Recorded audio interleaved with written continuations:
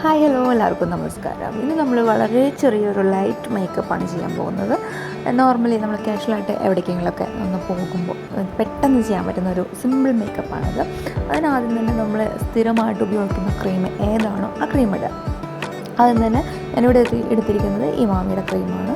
അതെടുക്കുക, നന്നായിട്ടൊന്ന് മസാജ് ചെയ്ത് കൊടുക്കുക.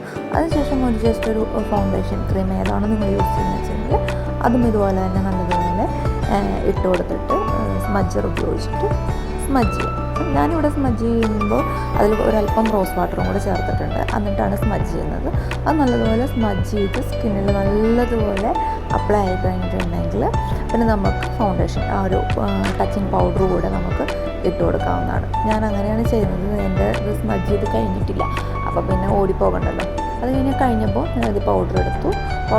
ലക്മേയുടെയാണ് ഞാൻ എടുത്തിരിക്കുന്നത്. അത്യാവശ്യം നല്ല കളർ തോന്നിക്കും ഇതിട്ട് കഴിഞ്ഞിട്ടുണ്ടെങ്കിൽ, അതുകൊണ്ടാണ് ഞാനത് മേടിച്ചത്.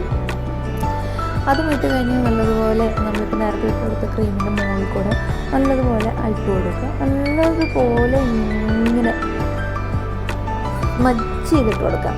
നമ്മൾ വേറെ അറിയാൻ പാടില്ല. നേരത്തെ നമ്മൾ ഉപയോഗിച്ച അതേ സ്മജ്ജറും കൂടി നമുക്ക് ഉപയോഗിക്കാം. റോസ് വാട്ടർ മിക്സ് ചെയ്ത് ആ സ്മജ്ജർ വെച്ചിട്ട് ഉപയോഗിക്കാമെന്നാണ്. അപ്പോൾ നല്ലതുപോലെ തിളക്കം കിട്ടും സ്കിന്നിന് വേണ്ടിയിട്ട്. അങ്ങനെ നമ്മൾ സ്മജ് ചെയ്ത് കഴിഞ്ഞതിന് ശേഷം നമുക്ക് കുറച്ച് പൗഡർ കൂടെ ഇട്ട് കൊടുക്കാം.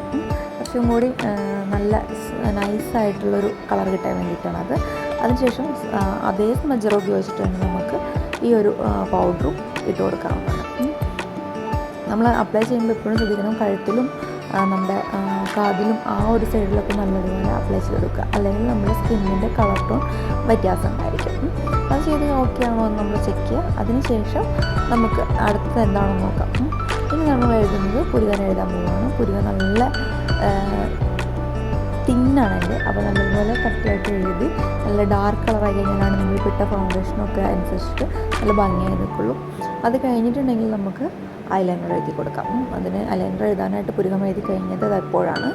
ഓക്കെ, പുരികം എഴുതി കഴിഞ്ഞ് ഇനി നമുക്ക് ഐലൈനർ എഴുതാം. ഐലൈനറിന് ഇതുപോലെ നല്ല ഭംഗിയായിട്ട് കട്ടിയായിട്ട് എഴുതി കൊടുക്കുക. എന്നാലാണ് നല്ല ഭംഗി ഉണ്ടാവുള്ളൂ കാണാനായിട്ട്.